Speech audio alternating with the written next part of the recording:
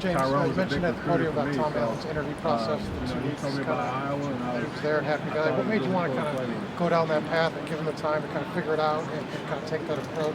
Was that a unique situation in your career in hiring an assistant? Well, it wasn't just him; it was us as well.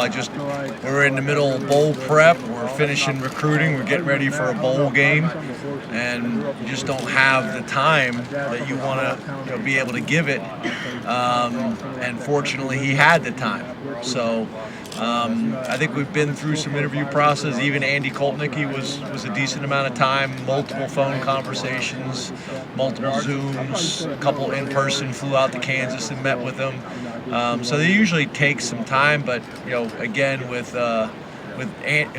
Tom's situation, it was just a little bit different because he was available, and we were in the middle of bowl prep. So I think it ended up being a real positive for both because we spent enough time that both parties really knew exactly what each were looking for and see if it made sense. And Manny and Tom were both kind of coming off similar situations after coaching jobs. And getting back to your roots, do you think that can spur further success, that they've learned a lot, now can focus on kind of play calling and the defense? And, do you think that can help them take a step forwards after kind of what they went through? Tom is similar to Manny, can do that. In what way? What do you ask? Because they're both coming off coaching jobs and now can take what they learned and kind of get back to focusing on the roots. Do you think that helped Manny be successful with you guys? Do you think that could help Tom be successful? Yeah, first of all, I think we've been fortunate that every defensive coordinator I had has been a top 10 defense. So that's a ton of credit to them. That's also, I think, the system and the organization we run as a whole. But I think with Tom, I think for a lot of us, a lot of what the head coaching position has become is not necessarily why we got into the profession in the first place. And Tom is able to get back to doing what he loves and what we all love, which is coaching ball, coming up with scheme, and spending as much time as you possibly can with the players and the staff. And I think that's for him as well for a lot of us is probably a breath of fresh air to get back to doing those things. And now all the head coach stuff he doesn't have to deal with anymore. James, you kind of just hit on it right there, but what was it like to see someone like Chip Kelly come into the league and go down to an offensive coordinator position there at Ohio State? Yeah, that was a pretty unusual situation. I wouldn't describe that similar as the situation with Tom. That was pretty unusual, but I think that's pretty telling about where college football is at and how the job has changed and how a lot of those factors can be outside of your control. And I don't know all the details of that, and I don't know all the perspectives on that, but that one is a sitting head coach in the conference that leaves to go be a coordinator, feeling like professionally that was a better decision and a better job. James, have you had any roster changes in the last month or so since the transfer portal window closed? Yeah, I think we had the Carlin kid, which I think you guys have seen. As much as my mom thinks I just like don't run the ball, it's a lot more to the game. I just say the selflessness. What is he acting at? How do you kind of sense that chip is there? Well, first of all, I think the chip was there right from the beginning when we started looking into him. Once he entered the transfer portal, the chip was there. You look at whether it's Rucci or himself, guys that were highly recruited young men, out of the state of Pennsylvania, that had really high expectations, and whether it's his perception or whether it's outside perception, that he's got a lot more to give the game and a program. So. He did a really good job of getting on campus and just getting to work and building that kind of trust and respect from his teammates. And then it's gotten more vocal here recently, but I think he's just in a good place. I think you look at those two guys specifically, I just think they're in a good place emotionally, mentally, physically. You look at Rucci, one of the big issues that he had before coming to Penn State, he's had a hard time putting weight on. He's 6'8", so you can be 300 pounds, 6'8", look skinny. And he's like 320 pounds right now, and it's a I don't know if there is a thing, but he's a skinny 320 pounder. I don't know if that's possible, but he really is at 6'8". But Julian, I think, really had that chip from the time we started talking to him, and obviously wants to be able to do big things for Penn State, but also for himself.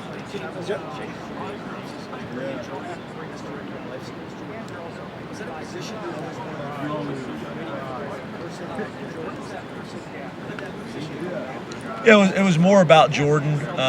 Jordan's a guy, obviously great Penn State player, but as I got to know him, he's just, as you know, he's just a great human being. And he's really a great example of what Penn State's all about. Had a great experience while he was at Penn State and went on and had a great career in the NFL and then got back into the game. I think there's a ton of former players that would like to get back into the game. But for myself and probably a lot of coaches, you'd like for them to go do it somewhere first. Penn State's not necessarily a first job. You look at Dan Connor, he was coaching at multiple places. Alan Zamitis was coaching at multiple places. And, Jordan had been coaching for a number of years. And, I was just so impressed with him when I got to know him that it was when we had an opportunity to bring him back home and get him part of our program, because I think he's a guy that will relate very well with our players. And can be, the reality is when you play in the NFL and you're a former Penn State player, you automatically have credibility. And we had an opportunity to get him in the building, and Pat and Vinny were supportive, and we made it work. James.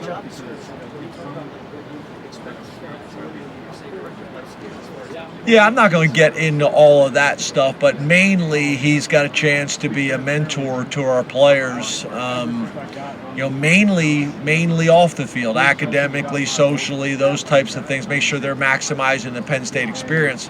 Under the new rule changes, Pat Kraft's going to be coaching the linebackers, and Jordan's going to be coaching the D tackles, and Vinny's probably going to be coaching baseball. But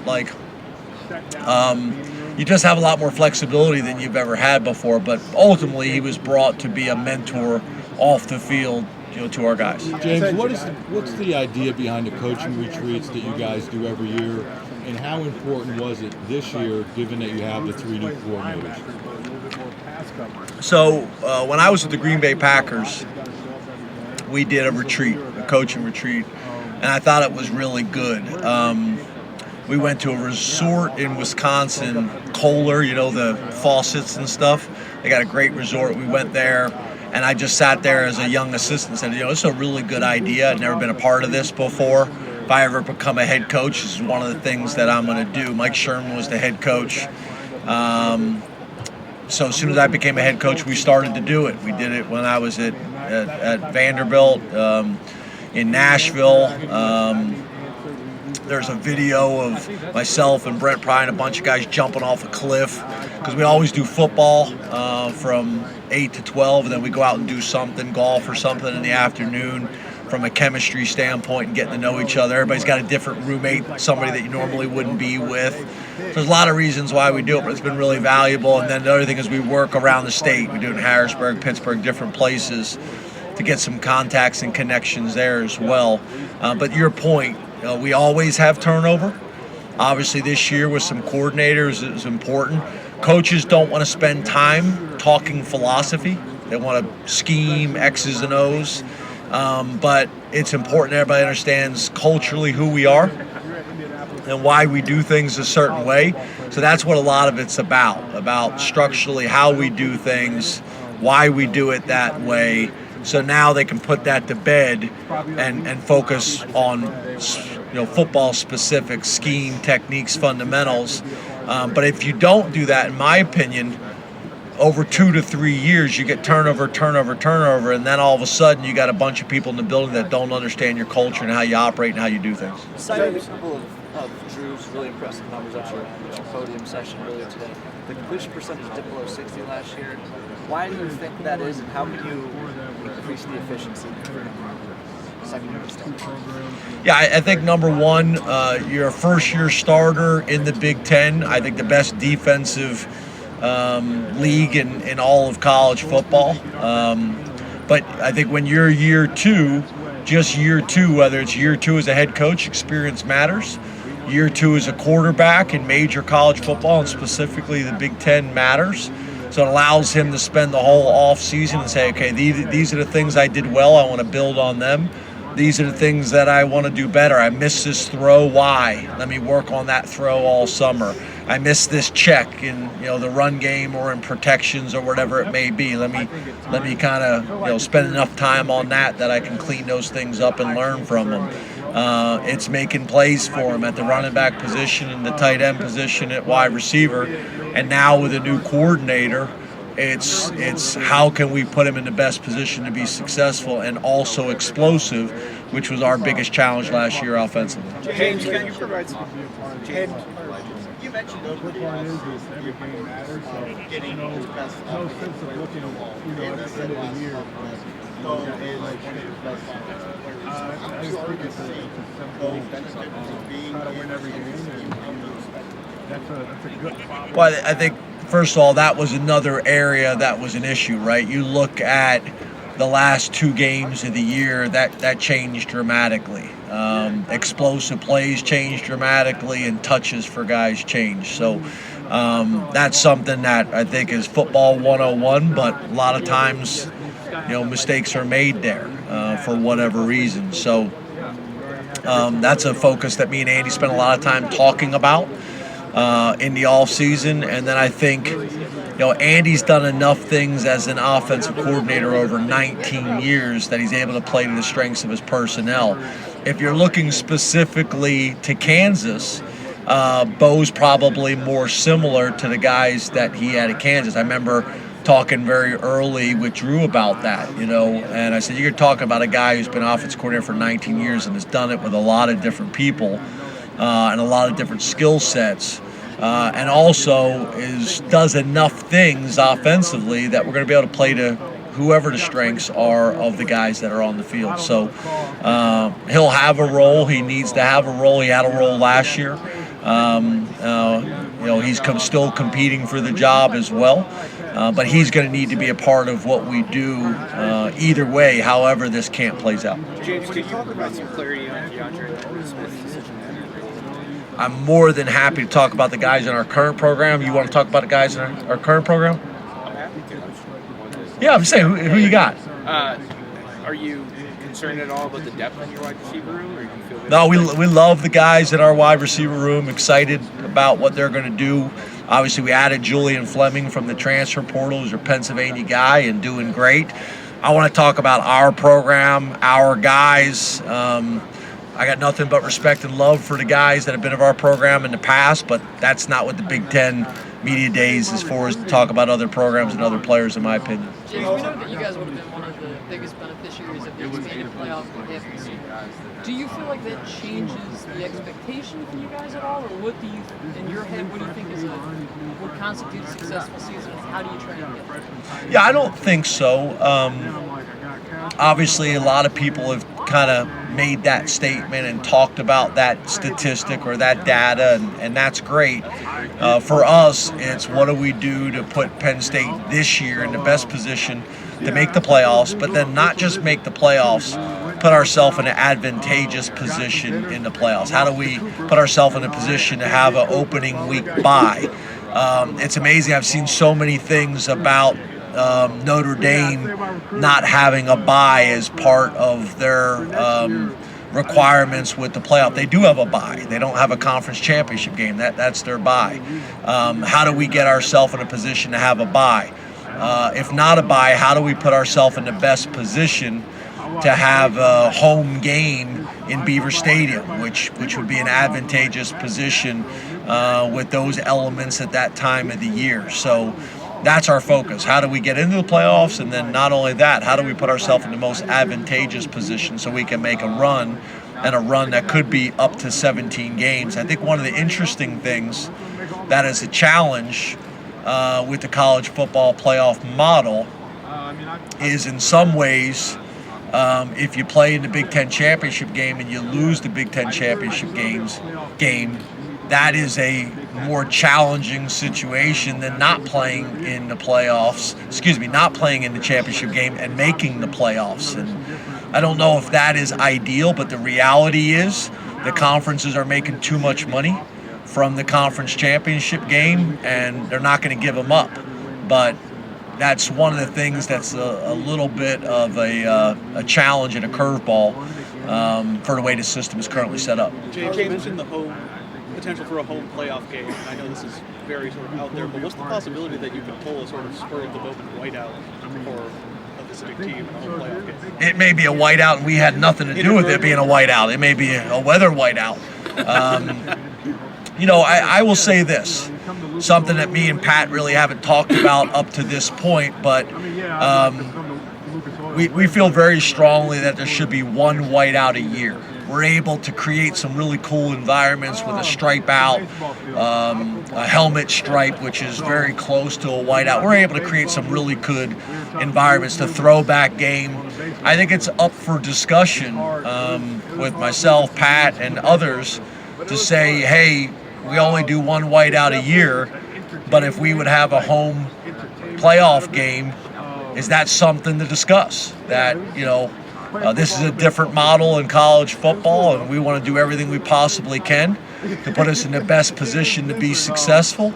And if that gives us a little bit extra juice, and between Pat Kraft and Mother Nature, we may have one of the biggest whiteouts we've ever had.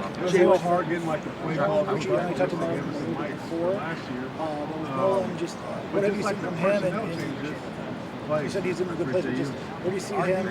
How do you see him attack, but also what do you see him? Yeah, he's competing for a starting job right now. He is happy and healthy. I got a very strong relationship with both his mom and dad. Both are Penn State alums. Both are former athletes at Penn State, and it's been very clear to me that Nolan is thriving right now. When you talk to our strength coaches, he's thriving. When you talk to his parents, he's thriving. And I thought he did enough this spring to give himself a ton of confidence, and also give us a ton of confidence as coaching staff that he's got a chance to play for us and play at a high level, allow us to win games in the Big Ten. What impact do you think helmet radios, tablets on the sideline are going to have over the course of the game? And how comfortable, what have you done to try and get comfortable, and how comfortable are you? Yeah, I don't think it's as significant as people think. I think the whole reason that this got changed is the whole sign stealing deal. I think that was a big reason why this rule got changed, and it doesn't really help that. I think a lot of people that passed the rule think it did. If you're running a no-huddle offense and you can talk to the quarterback, how do you get the information to the wideouts that are 53 yards apart from each other? You're still going to have to signal. So there may be more people that huddle than have in the past to avoid people stealing signs, but it doesn't really resolve that. For us, either way, we're happy with it. There are some challenges that you have on special teams because you can only have one guy on the field at once with it. And on special teams, you got a blend of people on the field. And you could have some changes throughout the game where you end up with two players on the field at the same time. So you got to be strategic about that. You got to be careful. But I think it's a good rule change. I'm glad it happened. But I think the whole reason the rule got changed is because of the sign stealing whole discussion. And I don't really feel like that resolves that whatsoever. James, how will you use support staff analysts in their new roles on practice and game days? And is there any such thing as too many cooks in the kitchen, or is modern 2024 college football really have all hands on deck? No, I think that's a really good question. I do think that you have to be careful with too many cooks in the kitchen. I think the NFL is a really good example of that. Typically in the NFL, you got the head coach is the quarterback's coach, the offense coordinator is the quarterback's coach, and the quarterback coach is the quarterback coach. And in some ways in the NFL, he's almost like a GA, for the quarterback position. So I do think you have to be strategic about it. You got to be smart. We talked about this the last few days about make sure everybody in the room understands we're going to maximize our personnel, but don't just think because the rule changed that you're coaching, because you have to prove that you're ready for that. But Pat will coach the linebackers that don't play. We'll let Pat coach those guys. Dan Connor and Tom Allen will coach the ones that do. But honestly, we're going to maximize it as much as we possibly can. and the rules allow you to have some flexibility. They really do. So we're going to look at that, but I think your point is a good one. We want to make sure that we're taking advantage of the horsepower that we have and the manpower that we have, but make sure that we don't have too many voices in too many rooms. And when there are different voices, ultimately we better all be speaking the same language and singing the same song and singing it the same tune. Why doesn't that resolve the sign stealing situation? You said it doesn't resolve it. Why doesn't it? Yeah, I already answered that, but I'll answer it again. So if you're running a no huddle offense and you're talking to the quarterback, how do the receivers that are 53 yards apart from each other get that information? So whether you're signaling from the sideline to get that call in, or whether you're talking to the quarterback's still got to get that information out to the receivers. So you got to choose to either not go no huddle, or now have the quarterback get the information. But if you want to go fast, you still got to have to signal to the receivers from the coaches, or now the quarterback signaling. But I think it's like anything else. It's the old, whisper down the line, that whole thing in class where you teach the class and you say something to you and you whisper. By the time it gets over here, it's totally whisper down the alley. It's a totally different story by the time it gets to the end. So I think as coaches, you're always trying to eliminate as many steps in the process as possible to eliminate mistakes or miscommunication. James, do you have any updates on Drew Shelton? What hat is that? This is a Buc-ee's. That's the Buc-ee's, the convenience store. I'll get you one when they come up. But I was going to say, the Wawa and Sheetz people are going to be pissed. Especially Joe Herman's a big Wawa guy. Yeah, that's what I'm saying. Like, that feels almost like... I'll hear about it now. Yeah, you should. Drew that's why I'm bringing it up. Drew was limited in spring. Everybody get a picture of him and put it out on all the Penn State outlets. Pennsylvania outlets. Drew was limited a little bit. You're like, can I ask my question? Yeah, just trying. Just trying to ask a question. Drew was limited in spring. He could play a big role for you. Do you have an update on him? And also, talk about Shelton. Drew Shelton, yeah. And also Jackson Smolik. You said he had a significant injury. Yep. Where is he at in the battle, maybe for number 3 as far as health? Yeah, Drew is full go. He got cleared, maybe about halfway through the summer for everything. Certain lifts was being modified on. He's able to do all the contact and everything else. So he's full go and has been full go long enough that we feel good about it. Smolik's going to be a little bit longer in this process until he's full go. So make it difficult for him during training camp to be competing for a job. But he's done a really good job mentally. He's very far along in the process. I'm not sure if you're aware of this or not. This is the second time he's done that. So I think sometimes that's helpful, is when these guys have had significant injuries, and that's kind of what I mean in terms of injuries. He's had significant injuries before. The guys that are going through it the first time, they struggle because they've never been through it before. He's been through a significant injury before, and I think it's really helped him in his approach and his maturity about how to handle it. James, what kind of opportunity in that vein is available for Ethan Grunkemeyer entering preseason camp if Jackson's not going to be available to be full go initially? Yeah, so Grunk will be a part of that competition, and obviously when one guy's not cleared yet to practice fully, he's going to get a lot more reps and a lot more opportunity, where probably leading up to this, Bo and Drew are in a competition, and probably Smolik and Grunk were in a competition. I mean, they're all ultimately competing for the starting job, but just based on experience and what they've done, that's probably how it would have played out. And Grunk and Smolik would have split those reps with Group 3, where now, at least during training camp, Grunk will get most of those. When you talked earlier today about the hybrid role, so to speak, you're moving Abdul from defensive end to linebacker. You obviously can't start at both every game. So how do you feel about your depth at defensive end and at linebacker when he is moved to one of the other spots? Yeah, I think a couple things. I think we feel good about it at defensive end, obviously with Abdul, moving there. But after he got done spring ball, we sat down and had a conversation with him and his dad, and they're comfortable with moving back and forth.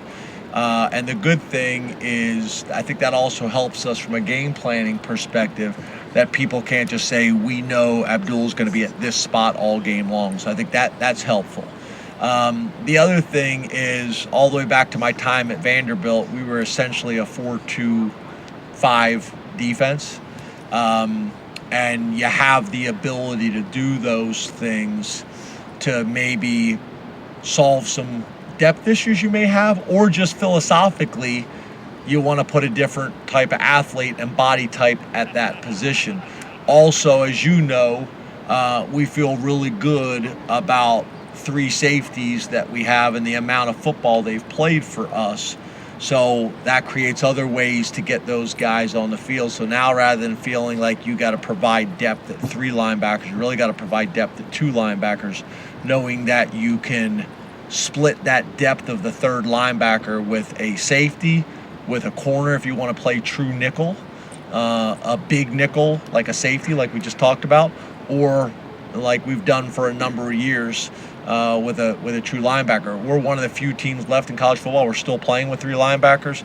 The funny thing is, with Brent Pry coming from Vanderbilt, we never played 3 linebackers. We were 2 linebackers and what we called a star back then.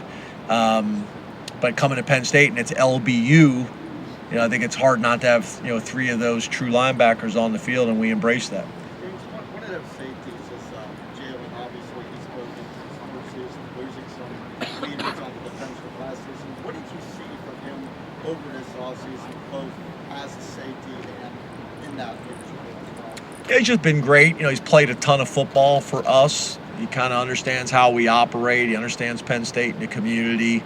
Done really well academically. Him and Coach Poindexter got a tremendous relationship.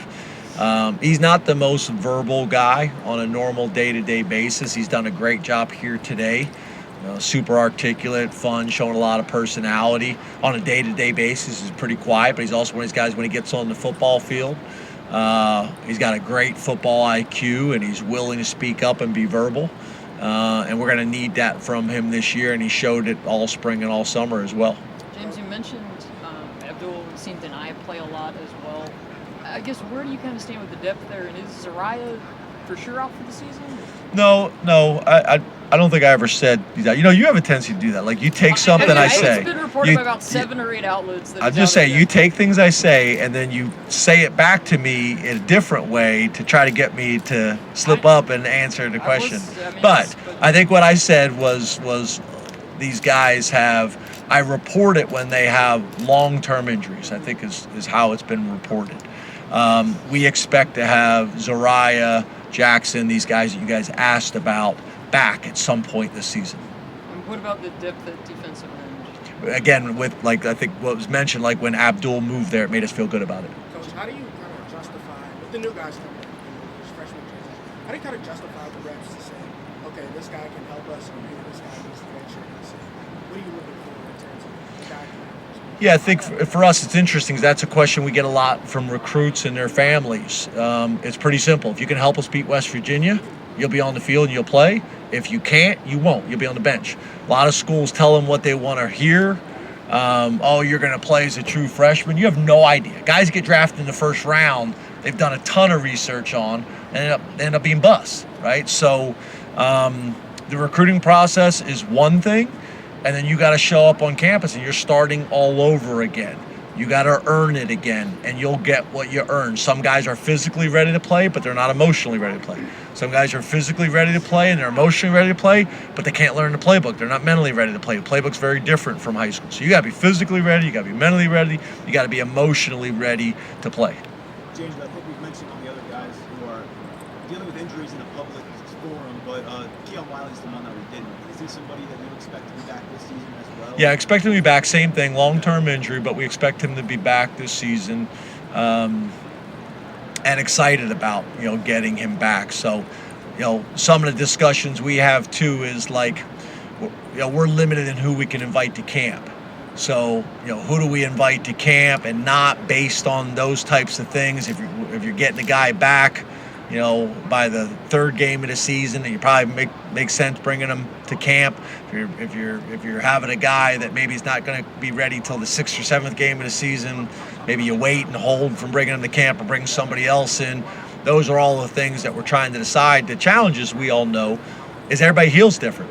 Like, some guys heal ahead of schedule, some guys heal slower than schedule, and you don't know that. Some guys really attack rehab, and some guys struggle with that at first. That's like I talk about guys that have been through major injuries before. It kind of helps because they realize they can get through this and it's not the end of the world. So that's hard to predict. That's hard to predict. But they are injuries that have been described as long-term, but we do expect to have back at some point this year. And again, when you're talking about a possible 17-game season, you know, that could factor in for us. I think the other thing you guys recognize as well, there's the physical aspect of an injury, but there's also the mental aspect of the injury that they got to get through that as well and play as fast and as aggressive as they did beforehand. And that takes some time too. James, does the addition, do you think, of the 4 West Coast teams of the conference, does that change anything for you guys recruiting-wise? That's a polo shirt, isn't it? That is. Yes, a lot going on, so I was trying to find the polo in there. Yeah, it's very nice. Exactly. Can that... What was your question? Can you start from the beginning? I lost it. So did I. Can the 4 West Coast teams in the conference... Your buddy's like, it's hilarious. They're loving it. Oh, outfit was a big talking point yesterday. Okay. But can those 4 West Coast teams, can that change a recruiting operation for you guys? Can that open more doors in Los Angeles and in the Pacific Northwest than, 2 years ago, 5 years ago? Can that change things for you guys? Yeah, I think it does. I mean, we've had some West Coast kids on the team already, but I do think it opens it up when you sit here and say to yourself, if you're a kid on the West Coast, that we're going to have a number of games in our backyard. I think that's helpful. I mean, obviously, families have shown over years of college football that they'll travel and find a way to make it work, but I think this helps. We have a little bit maybe of a challenge that others don't. I don't know if you guys have been to State College, Pennsylvania before. It's not the easiest place to get into. It's not the easiest place to get out of. We've spent a ton of time and homework on this because, like, even when we play USC and we go out there this year, we got to drive an hour and 45 minutes to get to the airport in Harrisburg to get out there. We can't get a plane out of State College that will make it all the way to LA. So all these things factor in. And as a Northeast school, that creates some challenges. I think Rutgers has similar challenges, but I think they got bigger airport options that we don't have. So that impacts games and travel, that impacts recruiting, that impacts a lot of things, and we got to be strategic about how we approach those things. There have been a ton of historic recruiting battles between Penn State and Oregon going back many years, although you guys have had a couple of skirmishes, I'd say, Tyseer being one of them. What has it been like recruiting against them since, particularly the last year, since the news of Oregon joining the league? Yeah, that's a whole another conversation. But a good question and a fair one. It's been good. They've done a great job. Their staff has done a great job. We all know what they've been able to do facility-wise. Obviously, the success that they've been able to have in that conference as well.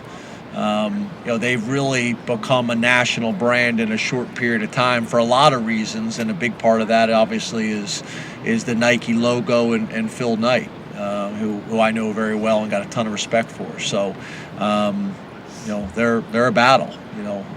We're in a situation where almost every guy that we recruit. It's like those type of programs. It's interesting whenever we hire a coach. I think a lot of times you hire a coach who maybe hasn't been at this level of program. They think, well, I'm just going to come to Penn State and I got the logo on my shirt and it's going to be easy. It's not going to be easy. You're just recruiting against different people now. There's a different level of program you're recruiting against, and that creates challenges. And Oregon is definitely one of those for a number of reasons that make them difficult to recruit against. James, is that indeed the plan? You guys will go to Harrisburg on Friday and fly out for USC. Is that what you guys have settled on, or is it still? We're going out to Harrisburg, yes. So what date to be determined? To be announced. So maybe Thursday? Maybe Tuesday. Yeah, I'm all for extended stay out there. Maybe so, because if we go, you get to go? Okay. Open practice out there, maybe? We will, but it doesn't make it an open practice. No, I'm throwing it out there. If you'd like to do it, then we'd have to go. Thank you. No, but we will go out early, and we will go to Harrisburg. These are all the things, talking to all the different NFL organizations as well as college teams that have traveled before. I think that's also the value of having somebody like Pat Kraft, because these are things I don't know if people think about. Most schools have policies that tell you when you're able to travel for away games. So now when you add, the West Coast teams that we've added, those things now are open for discussion. Like it's not the same old Big Ten. It's not the same old policies we have in place. Everything needs to be looked at so that we can put our programs, just like they're probably having to do the same thing, to create a little bit more flexibility. I think it helps with football because we really only have 5 travel games, where some of these sports, they're traveling all year long, whether it's baseball or basketball. They got a ton of days of school they possibly miss. Football, it's 5. So that creates a little bit of flexibility and helps. But yeah, we will travel out from Harrisburg. That is correct. James, is Danny still a GA, and at what point do you have to find a different title for him, I guess would be the right word?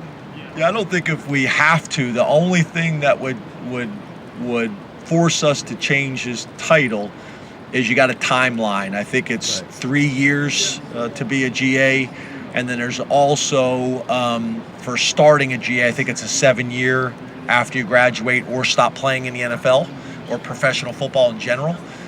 They're really the only things that mandate or affect that.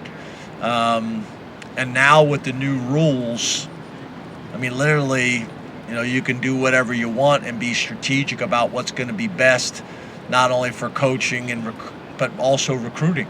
Because that's the only thing that you have a limitation on now is the 10 coaches that are able to go out on the road recruiting. So you could see some coaches, which I'm not going to get into that right now, but you could see some coaches being moved to analysts, and some analysts becoming your 10th full-time coach so they can go out on the road and recruit.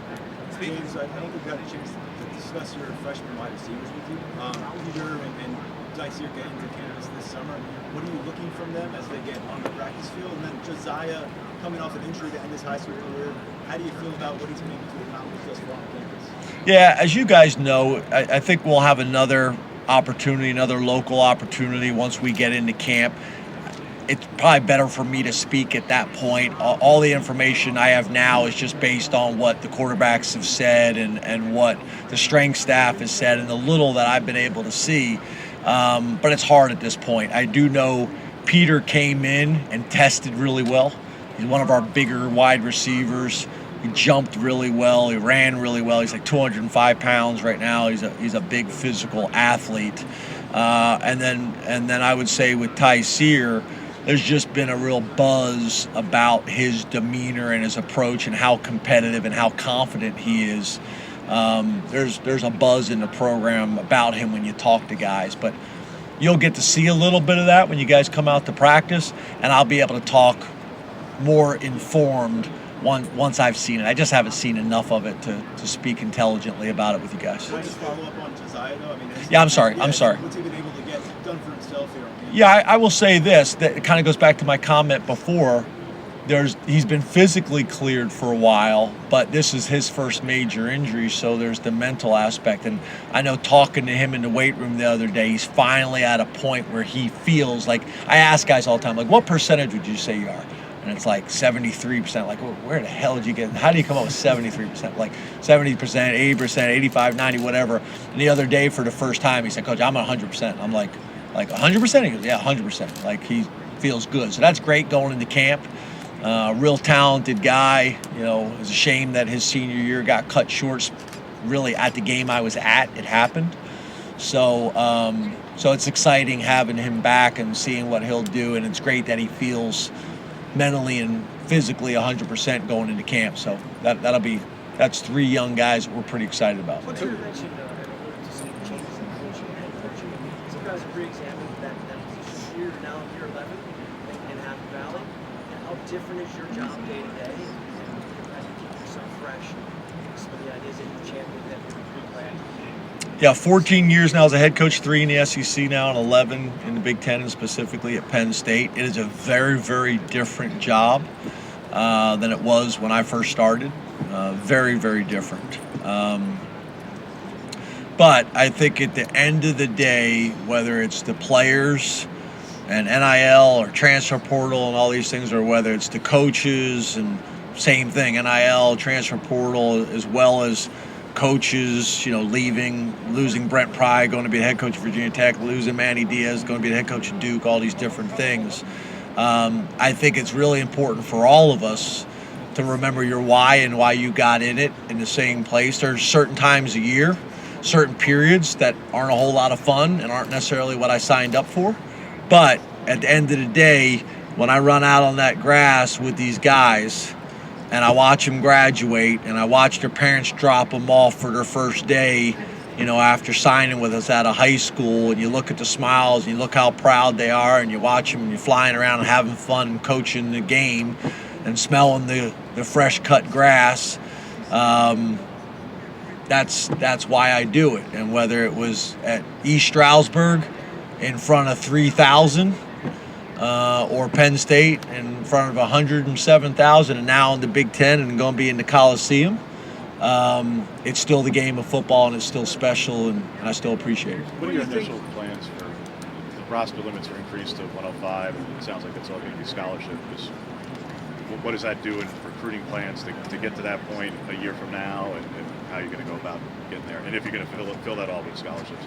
Yeah, I don't think it's all going to be scholarships. I think that's up to every school to decide how they want to handle that. You have the ability to do that, obviously. They cannot limit scholarships anymore. That's why they're limiting the roster size. And everybody will have a different way of doing that, especially when you're talking about, all the things that are coming in college football. You have the ability to keep your numbers small so that you're able to impact the guys that are on scholarship as significantly as possible, or you can spread the wealth. It's going to be more challenging for some programs than others. We've got programs in our conference that got 145 players on the team. So this is going to be a huge change for some programs culturally. I do think there is some flexibility in how you practice. In terms of your roster size, I think the 105 starts your first game, but during spring ball and summer camp, your numbers could be bigger than that. What's your opinion on the new recruiting calendar, especially the dead period that's in there now? Say it again. The new recruiting calendar that changes some of the dates and things like that in terms of dead periods and whatnot. Yeah, I think in general, I think most of them have been a good thing. I really do. I think their intentions were good. I think one of the problems you've heard people talking about a while, we got to stop kind of piecemealing it and do one big change because you make these changes and they have unintended consequences. You're going to have this signing class that's going to happen, and we're never going to home visit them. There's some gaps in this process with some of the changes and how things happen. But I think in general, the idea of having a dead period at a time of year where most people are trying to get a little bit of off time with your family is positive. In the old days, you'd be on vacation, the number one defense tackle in the country calls and say, I'm going to be on campus tomorrow, can you be there? You're flying back. So I do think there's some value in the intentions of what we're trying to do, but we need to do it more holistically rather than piecemealing. A bit related, but unrelated, James.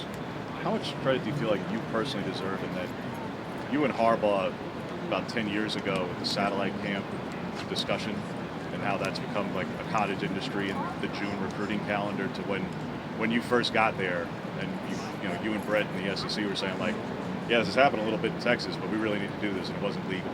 And then you get to Penn State and go down to Georgia and Florida and it causes a holy war down there. Like how much credit do you personally feel like you deserve for some massive change to like the recruiting ecosystem in college football that I don't think your name necessarily gets the appropriate.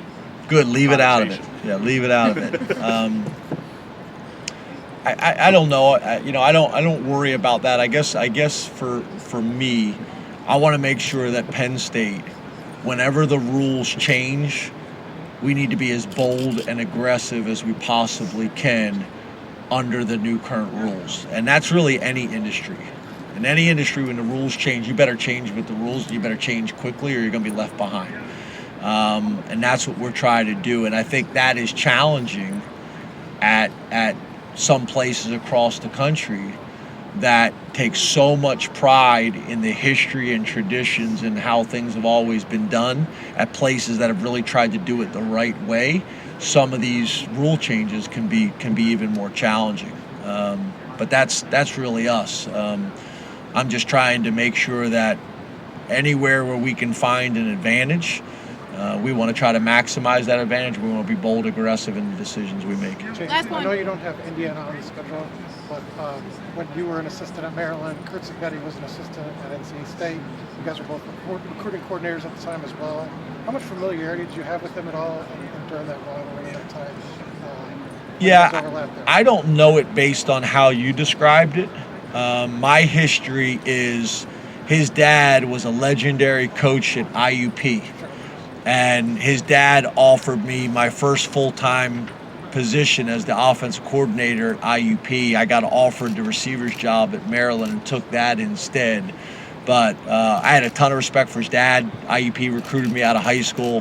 His dad offered me my first full-time job. Well, that's not necessarily true.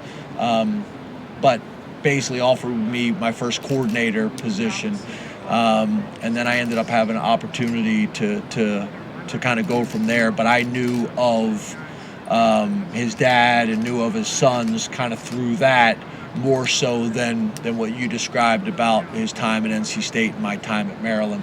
That's how I know the Cignetti family and got a ton of respect for his dad and what the family's been able to do in terms of impacting the game of football. Thanks, Coach. Thanks, guys. Thanks, James. Appreciate it.